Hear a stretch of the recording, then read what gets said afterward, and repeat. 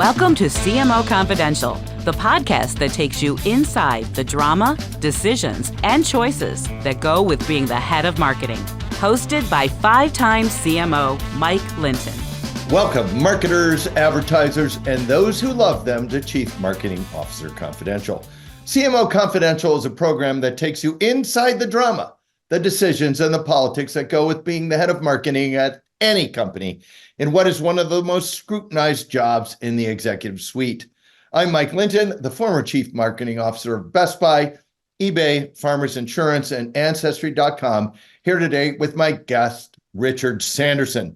Today's topic, it was the best of times and it was the worst of times. A search leader talks about the state of marketing. Now, Richard began his career at Russell Reynolds and Booz and Company, and then he moved to Spencer Stuart, where he leads the marketing and communications and sales practices all at once. He's in charge of a lot of stuff. He leads 25 searches per year for the CMO, CRO, CCO, and sales leadership positions. Full disclosure, I've known Richard for quite a while as he recruited me to the Allworth Financial Board. This is his second time on the show. Welcome, Richard. Thank you, Mike. Nice to be here again. Yes. Now, Richard, per the title of the show, the headlines for marketers are all over the map. Etsy and UPS eliminate the CMO role. Adweek says that CEO and CMO relationship is improving. Budgets have been slashed, particularly in B2B. AI is on the move. Your research has indicated CMOs don't actually have the short tenure we all thought they did. And you also stated it's the golden age of marketing. That's an awful lot of headlines that don't go together. What's really going on? Is this bipolar time for marketing? Tell us. Well, you're right, Mike. I do like that Charles Dickens quote from A Tale of Two Cities, the best of times and the worst of times. I have felt that a lot. And particularly given some of the headlines we saw at the end of last year, I think for some, they're picking up perhaps on the worst of times theme right now. Just to put it in context for your listeners, Mike, what happened here and what you're referring to was in the month of December, possibly all in the same week, Walgreens, UPS, Etsy all announced they were eliminating the role.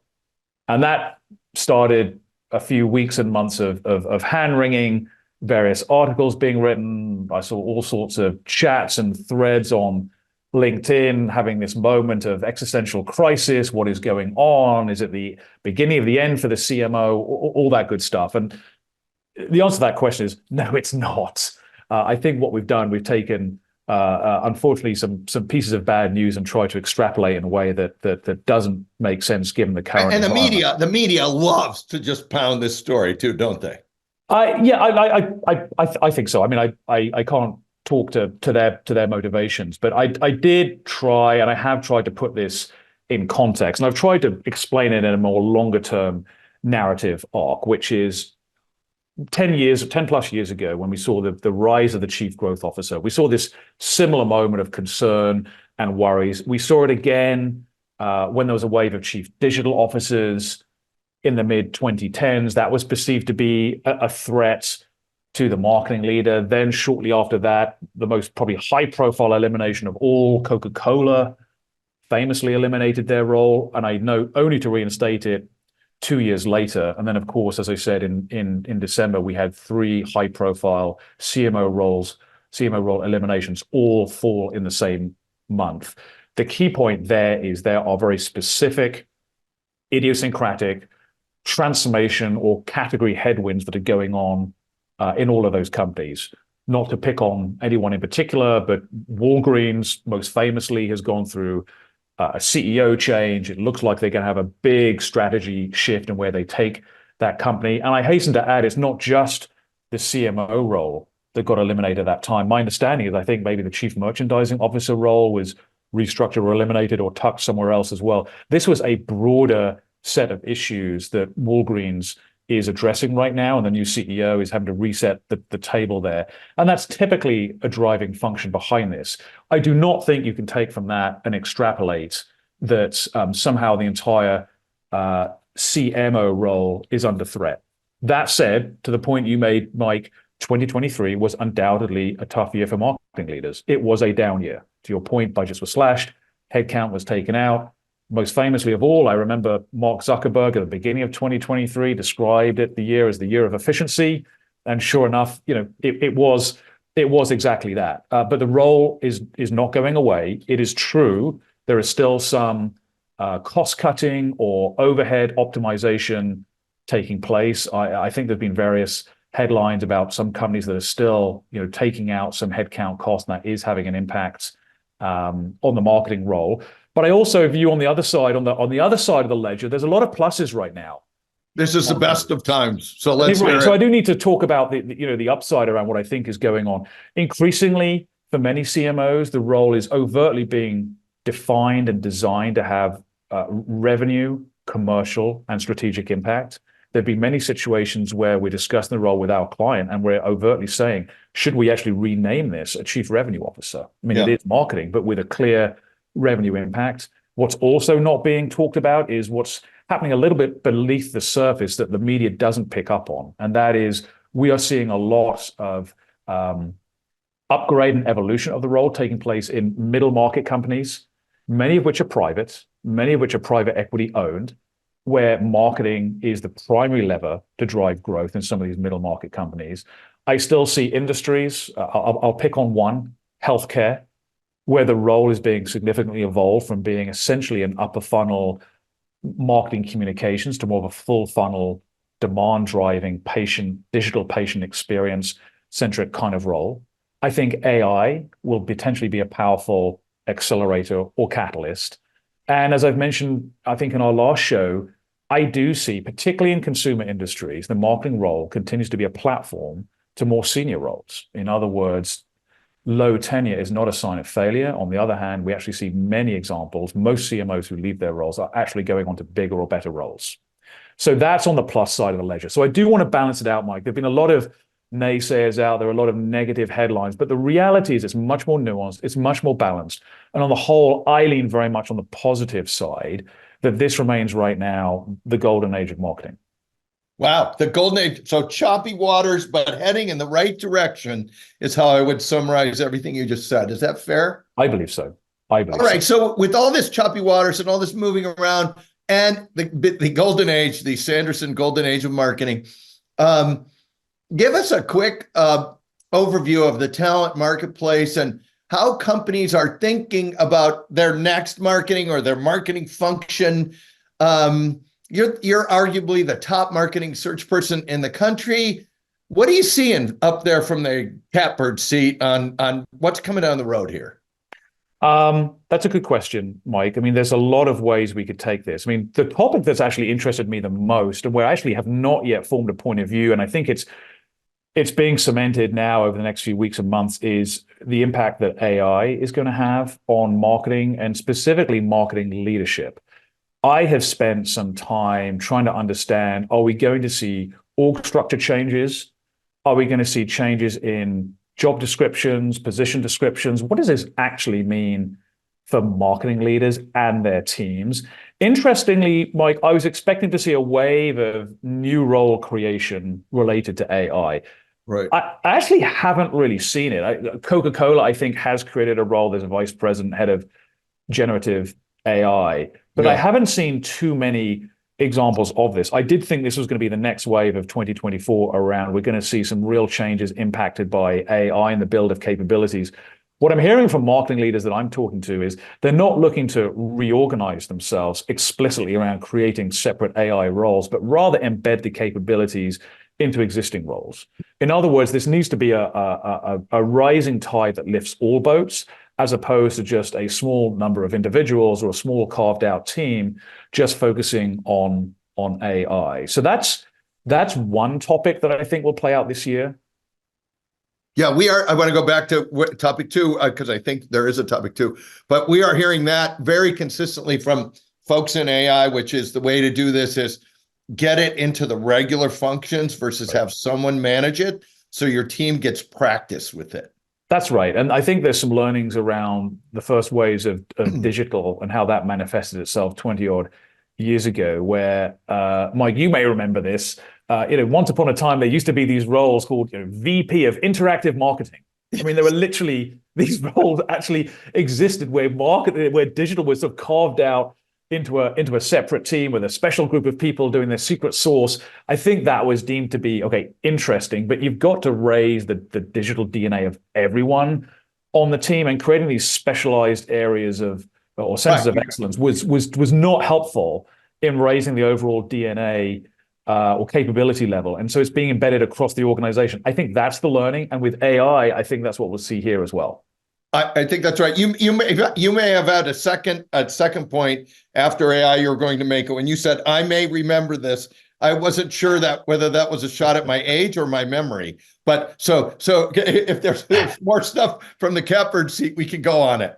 Yeah, look, the other point I would make is just how complex the role has become over the last year. And AI is only going to add to that. I've always felt the modern marketing leader has to be now some magical combination of a brand visionary, a product marketing guru, some creative expert, but all the way through to being a data scientist, a marketing technologist, a life cycle marketing leader. It's hard to do it all. And I think that perhaps some of this concern about the role going away or the role evolving is not surprising when you think just how complex the role has become. And I think that role evolution is a natural reflection of just the fragmentation and the realignment that's happening of marketing, just because it's become such a broad church. It is a hard job. There's no consistent definition of what a CMO does. The metrics of success are highly ambiguous. And of course, it's the one job in the C-suite that everyone else thinks they can do as well. No one else is trying to, pretend you don't have 10 people in the C-suite all pretending they can be the general counsel or the chief financial officer. But everyone seems to have a point of view on marketing. So it is a uniquely interesting roles with a lot of pressures, and a lot has come within the scope of marketing as well. I mean, you've got to be constantly agile and learning to be continuously successful.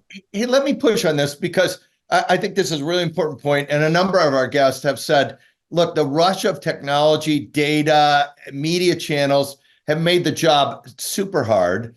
Bob Leodice, the head of the ANA, said that tools are outpacing the practitioner. And Oren Hoffman said, in his mind, vendor management is one of the most important skills folks can have in the upcoming AI world. You just talked about how complicated the job is. Talk about those two quotes as you see them. Well, I think that the points are well made. And when I think about the CMO role, or whatever we're going to choose to call it now, increasingly I find that if you ask a marketing leader, what are they actually doing? I would say 10% of it is on the M bit, the marketing bit, but 90% of it is about the chief bit. Yeah. Which is thinking about, you have the right teams, the right talent, the right capabilities, the right relationships, the right vision, the right agenda, the right alignment with the enterprise and with the rest of the marketing teams? Do you have the right connection with the agencies? Increasingly, the role, I think, is focused on the C bit of CMO as opposed to the M bit. Look, clearly you need to know enough to be dangerous. But I think as a senior marketing leader is actually making sure they have the right team around them equipped in the right way to deliver it. And that's where I think there's a focus on the C bit of CMO more so than necessarily the M bit of CMO. Yeah, we called it on some earlier show, it's 90% C. There you go. Yeah, I agree. I do agree. 90% chief, 10% M.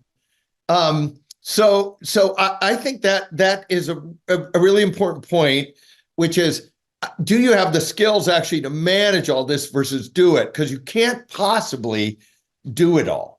You can't even probably understand it all enough to actually, do every job in your group, but you still have to lead it. And I think that is a really big skill. Can I come back on the media question? Because Fortune ran a story stating, and I quote, Fortune 500 companies are eliminating chief marketing officer roles as the position loses C-suite clout. You're in that article quoted saying marketing is more essential than ever. Those two things kind of feel bipolar. Tell us about that article and how readers should really be reacting to it. You may have kind of talked about this earlier, but I'd also like the you get this pounding of media about what's going on in marketing that you're saying may or may not be true. Well, it's a really interesting article. I mean, just to remind your listeners or your viewers, the thrust of that article was, again, it was in the aftermath of those role eliminations we spoke about in December. Right. I think it goes on to quote something like only 70% of companies even have a CMO role. Right, only 70%. And we can, that's actually an interesting statistic. We can talk about that in comparison to other C-suite leadership roles, Mark, if you want to come back to that point. I think the article goes on to say or acknowledge, as we have just said, that look, it is a broad role, and increasingly it feels like being a generalist. And it also goes on to say, rather interestingly, very few CEOs have a marketing background, and by extension, maybe that means a lack of empathy or understanding around marketing. However, while some of the content of this story is right, I'm not sure I would have framed the headline in the way that they did. I don't think there's this sense of, well, first of all, I would take it in two parts. One, there's this sense of role elimination. And again, I think we spoke about a little bit about that there's been a lot of headlines around 3 role eliminations. By the way, there's been no discussion about role evolution or about role creation, which has happened, and I've got documented examples of it. And then the second bit, which I'm not sure I agree with in the headline, is this sense of losing clout. The content of the article, I think, is actually is fair and balanced and gives a both sides point of view. The headline, however, is a little bit more challenging, and so that's where I myself just have some concerns about how the content is being positioned in the headline. So tastefully put. What you really said is, I don't like the headline, but you can say it that way. You are so tasteful about it. You mentioned data, and you sent a bunch of data over to us before for the show about how many companies don't have the role, what's the tenure, what's the difference between B2B and B2C. Tell us just some highlights from the data you're seeing. Yeah, well, some starting points. So at Spencer Stuart, we very carefully look at the Fortune 500. So I recognize the data set I'm going to share with you, Mike, and some of the data points we're going to talk about are very much focused on large cap companies. It is not a reflection of what's going on in the middle market. It's not a reflection of what's happening in nonprofits. It's not a reflection of what's happening in private equity-backed businesses. These are the large publicly traded businesses. However, it is a large data set. It's 500 data points. It's across a broad range of industries. And yes, it's US focused, but it's a pretty robust data set. And some of the trends are pretty clear and pretty consistent. I think the first thing is, I think people are always surprised by the fact that the CMO role does not even exist in something like 25% of Fortune 500 companies. I think there's an assumption that, gosh, it exists in every company. No, it doesn't. In fact, it's actually one of the least represented C-suite roles. You won't be surprised. And it never has, actually. Right. And this is it's not like it's a trend. It's never has. Correct. And it's always been consistent. Somewhere around this mid-20s of companies just don't have the role. Sometimes it's for structural reasons. Sometimes it's in industries where marketing just isn't as commercially impactful or strategically important as some other industries. But this trend has been consistent. Compare it, on the other hand, to, of course, out of 500 companies in the Fortune 500, 500 have CEOs, of course. Yes. But there are other roles that people might be surprised about. More companies in the Fortune 500 are more likely to have a chief communications officer than they are to have a chief marketing officer. They are much more likely to have a chief supply chain officer than they are to have a chief marketing officer. By our data, 90% of Fortune 500 companies right now have a chief supply chain officer, whereas right now, sitting in the role, 71% have a chief marketing officer. So I think the starting point is, this sense of elimination is well, look, the role has not existed in a lot of companies to start with. Yeah. So I think that always takes people by surprise. I think the other point I want to make is, look, roles are being created. This is often a reflection of organizational decisions, structural decisions companies make. Most commonly, this role elimination or creation is driven by decisions around how much to centralize versus decentralize or run in a hybrid structure. Right. Those are fundamental, strategic, operational, structural decisions that often impact not just marketing, but other places. And the important point to make, Mike, on this one is, even if there's not a chief marketing officer, it doesn't somehow mean that marketing is not important. You will nearly always find it in a head of a region, head of Right. a business unit. They may not be the enterprise role. That doesn't mean that marketing doesn't exist and does not have significant impact in an organization. It's just structured a different way. And that's Hey, the and, critical point. let me make sure our listeners are getting this right. And I'm hearing it right, which is I hear you say you might not have a CMO because you might have like 8 different business units and you don't need a corporate CMO. You just need an enterprise head of comms to run all this stuff. And then you're going to have 8 VPs of marketing in your regions or product lines or whatever. That doesn't mean marketing doesn't matter. It just means there's no CMO job in the company. Is that fair? Yes, that is fair. And I hate to say this, I'm enough of a cynic that says, look, if you wait 3 or 4 years, just wait. The company will restructure. The pendulum goes back and forth on centralization versus decentralization versus spin outs versus acquisitions. This is in most cases an organizational, strategic, structural decision. It is not that the knives are out for marketing or somehow the chief marketing officer is going to get it in the bag. That is honestly, I do not see that as the agenda. So it's hard for me not to just tag on with McDonald's here, who eliminated their CMO role and then brought it back. Can you any thoughts on that one? And is this just the ebb and flow of how people are structuring, or what? Because sometimes it looks schizophrenic when you watch company structure and restructure. I mean, yeah, I don't want to pick on one company. I actually think McDonald's is one of the most interesting companies out there from a marketing perspective. Doing well. They're doing tremendously well, by the way. I would hasten to add that I may be misspeaking here, but my understanding is McDonald's actually has 2 CMOs, not just one. Now that's again a reflection of their org structure. You have Morgan Flatley, who I think is running she has the global role, but my understanding is it's mostly the non-US marketing. And then you have Tariq Hassan, who was recruited by Spencer Stuart into the role, who's running the US marketing. Now that's an example of a company that has 2 CMOs. There you go. And good job getting Spencer into that discussion. Very tasteful. How about the trends you're seeing in between B2B and B2C? Yeah, so this is a good one because we are seeing some differences. I mean, here's the headlines on this one.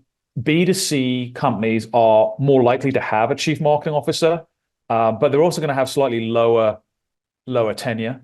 So what I mean by this, let me just give you the stats. So 78% of B2C companies have a chief marketing officer. 65% of B2B companies have a chief marketing officer. The tenure, on the other hand, is about 4 years on the B2C side, but 4.5 years on the B2B side. So you've got a lower frequency of marketing leaders on B2B, but with higher tenure, and the opposite on the B2C side. Awesome. So we've talked about all the complexity here facing marketers. If I'm sitting here and I want to be a CMO because it is the golden age of marketing, I'm currently a VP or director. What should I be doing now so that someone like Richard Sanderson calls me for an opening? Well, okay, good question. Number one, it's increasingly hard to plan a career. But let's assume there are a few things in your control. I am increasingly feeling, when I look at resumes, when my clients are looking at resumes with me, increasingly we're trying to find marketing leaders who can straddle what I feel has become a bit of a chasm, the sense of you're either on the brand side or you're on the performance side. There is a sort of third leg to the stool, which is those on the product side. But increasingly, I am really trying to encourage marketing leaders in the early or the mid stages of their career. Find a way to make sure that you bridge that chasm. There is a sense of going, is this the marketing person, or is this the brand strategy person, or is this the creative person, or is this the quant jock, in the marketing team? I think the challenge is, how do you be both? And it's not just a challenge for the mid-level manager, director, maybe junior VP. It's also a challenge for the incumbent marketing leader, him or herself, around how do you develop your team in the right way. I'll sometimes challenge them and say, when was the last time you put your creative director to become your VP of performance marketing? Never happened. Well, do people have to leave a company to get that? Because one of the things that is really hard, at least I've experienced in some places, is it's incredibly challenging to get someone to do what you just said. Yeah. because then you have to move two people versus move to another company and get another remit where you actually also have to learn it. You can't lean just on your skill. Does Spencer look at folks like that when they come in as more well-rounded, or can you get it more in your own company? Well, I like to see people who have developed and grown within their own company. I mean, there is bluntly a question mark. If someone's moved roles every 2 or 3 years for the last 10, 15 years, there's just a question around what stability, just what's going on. Have they stayed there long enough to eat their own cooking, as it were? I think we like to see people develop, grow, get promoted within their own company. But I also remind people, also make sure that your company is either in the right type of industry or structured in the right way to allow that to happen. So what do I mean by that? I do think that some industries that perhaps weren't in vogue maybe 10 or 15 years ago when you thought about marketing leadership are actually really quite interesting right now. The example I pick on the most, and I know you've spent some time in this industry, is actually financial services. Oh yeah. I mean, 20 years ago, I would say, and I think it's fair to say, there's very few top tier marketing leaders would have thought of financial services as the place to go to have a particularly challenging or rewarding or full-rounded career.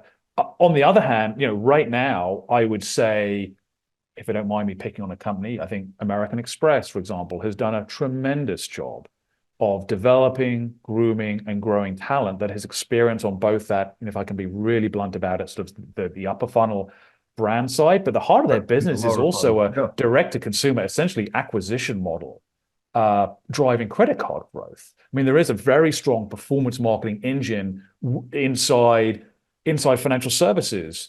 Well, the other thing about financial services and some of the digital companies, you get all the data.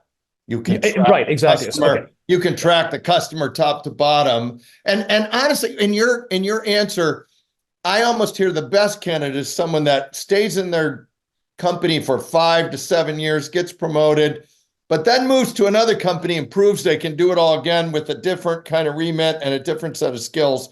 Is that a better candidate than someone that stays 14 years in one place? Not necessarily. I don't want to start suggesting that people should always be looking over their shoulder. If you are getting a good development, if you've got a boss who is acting as a true mentor to you, who cares in you, invests in you, you should stay with that person. I mean, I've often been asked, should I make a move or not? And I'd say, who are you going to be working for? That's probably the single most important determining factor. I'd say, put aside the compensation, put aside some other aspects. Who are you working for? How are they going to invest in you? How are you going to reciprocate that relationship? That's the most important thing. So look, if you have a very powerful leader, boss, mentor, someone who's investing in you, you should stay. I simply put it out there, Mike, that perhaps some of the traditional points of view around where people should have a career, it used to be, let's be honest, 20 years ago, it was go and grind it out in P&G or Unilever or whatever it might be. And that was your golden ticket. I would say those are still great companies and they are still very powerful academies and foundations to start your career. But my point is they're not the only places. And I think industries that were once overlooked are actually doing really quite interesting things. And I actually put financial services near the top of that list, particularly those that have a powerful direct capability within them. Thank you for that. So what 1 to 2 things are you hearing from marketers or about marketers that we haven't talked about and would be surprising to our listeners? So this is behind closed doors. You're hearing all these discussions. What themes are you hearing that we haven't talked about that would be a surprise? Okay, here's one that really doesn't get talked about openly, but I think we certainly come across it in our searches, and that's a discussion around severance and separation agreements.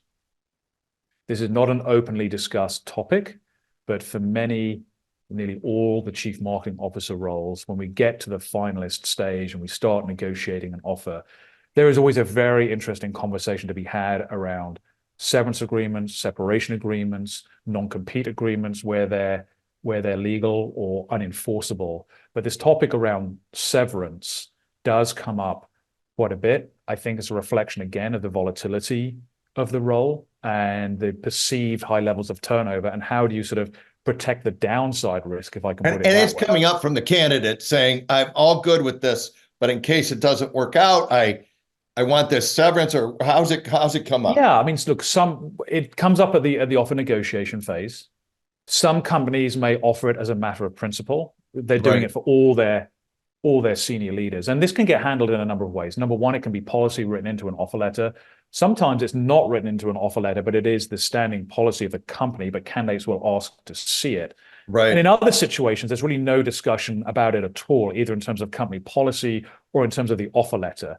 So then it's a case of, how should we, and to what level should a severance agreement, so what we're talking about here is some sort of payment upon departure, whether it's salary continuation or a guaranteed payment for X number of months. That's an interesting topical conversation that doesn't get discussed openly, I find, but is a critical part of the negotiation around closing on a role. And if I'm a candidate and I want to bring that up, do I bring it up with the company or with you? Or if I was an NCAA football coach, I could get $100 million for leaving if I'm at Texas A&M. That would be a great severance agreement. Yeah. How do you bring it up? How do you get it into this in a good way? It's a really great question, because you have to be very thoughtful and careful how you do it. On the one hand, you don't want to come across as greedy. You don't want to come across as thinking about everything that could go wrong and just looking out for number one here. But on the other hand, look, if it's a realistic issue, if this is a company that maybe has gone through some transformation and turnaround, and there is legitimate risk there, I encourage people to frame it in terms of a risk mitigation discussion, as opposed to saying, how much are you giving me on the way out? I mean, the moment you frame it like that, you're in big trouble. Just from a perception. It's all about how you frame this and on what basis are you doing it. And if I want it framed, it's better to go through the search firm than directly to the hiring person. Or you can go either way. It all depends how the offer is being negotiated, who has decision rights and sign off. Sometimes offers are negotiated through an HR team. Sometimes they're negotiated directly with a hiring manager. Sometimes search firms like mine will play a very active role in brokering the final negotiation. So there's no rule of thumb. The rule I would say is think carefully what you're asking for, why you're asking for it, and how you choose to frame it and phrase it, so it comes across in the right way, as opposed to being disrespectful or, worst of all, just greedy. Got it. So we're running towards the end of the show, but we always have this question at the end: practical advice we haven't talked about yet, or funny story you'd like to share with our listeners. You can pick both of those or one, but you must pick one. Well, the funny story, in my line of work, it's always the stuff that you don't think about that sometimes comes back to bite you and can actually be quite funny. And I would say, when I think about some of the most sort of amusing situations that put a smile on my face, I haven't personally experienced this, but I've heard this from my colleagues a number of times. It's nearly always around relocation stories. You're trying to relocate an executive and his or her family, and there's things they haven't thought about. And I remember this was, I think, for a CEO search, but a fairly high profile one. It'll go unnamed, but they had forgotten about the horses. This person, I do that all the time. I always forget about that. They had, I don't know, they lived in a big estate. They had stables, and they thought about, they'd given them the standard executive relocation agreement, but the person calls back and says, but what about the horses? Who's moving the horses? And that, I can assure you, is not cheap. No. So you get the funny stories always come up around things you don't think about, particularly when you're trying to relocate a senior executive and all the stuff you just don't know about them. And that's why I think it's really incumbent to try and get to know people on a very personal level when you go through some of these changes. So that's a great way to end the show. Don't forget the horses. Thank you very much, Richard, for being on our show. And thanks to everyone for listening to CMO Confidential. Look for our other shows on Spotify, Apple, and YouTube, which include Marketing, the battle between believers and non-believers, the Budweiser case, how not to manage a socio-political issue, what private equity really thinks about marketing, and of course, Richard's first show titled A Top Executive Search Perspective on Marketing. Please like and subscribe to us if you're enjoying the show. And all you marketers, stay safe out there. This is Mike Linton signing off for CMO Confidential.